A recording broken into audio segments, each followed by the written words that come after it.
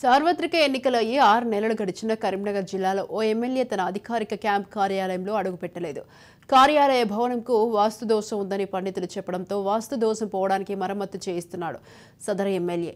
కరీంనగర్ జిల్లా హుజూరాబాద్ నియోజకవర్గం నుంచి సార్వత్రిక ఎన్నికల్లో ఈటెల రాజేందర్పై బీఆర్ఎస్ పార్టీ నుండి గెలుపొందిన కౌశిక్ రెడ్డి ఎమ్మెల్యే అధికారిక నివాసానికి వాస్తు దోషం ఉందని పండితులు చెప్పడంతో అప్పటి నుండి ఎమ్మెల్యే క్యాంపు కార్యాలయంలో అడుగుపెట్టలేదు. తాజాగా ఎమ్మెల్యే క్యాంప్ కార్యాలయంలో మరమ్మతు జరుగుతుండటంతో పండితులు చెప్పిన విధంగా మరమ్మతు పనులు ప్రారంభమయ్యాయి.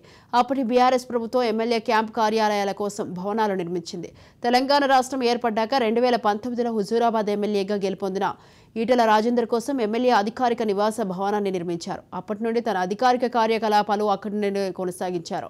అయితే 2021లో హెల్త్ మినిస్టర్గా ఉన్న ఈటెలను కొన్ని అవినీతి ఆరోపణల నేపథ్యంలో మంత్రి పదవి నుంచి బహిష్కరించారు. తదనంతరం ఉప ఎన్నికల్లో బీజేపీ పార్టీ నుంచి గెలుపొందిన ఈటెల మొన్నటి సార్వత్రిక ఎన్నికల్లో ఓటమి పాలయ్యారు. ఈ ఎన్నికల్లో కౌశిక్ రెడ్డి గెలుపొందారు.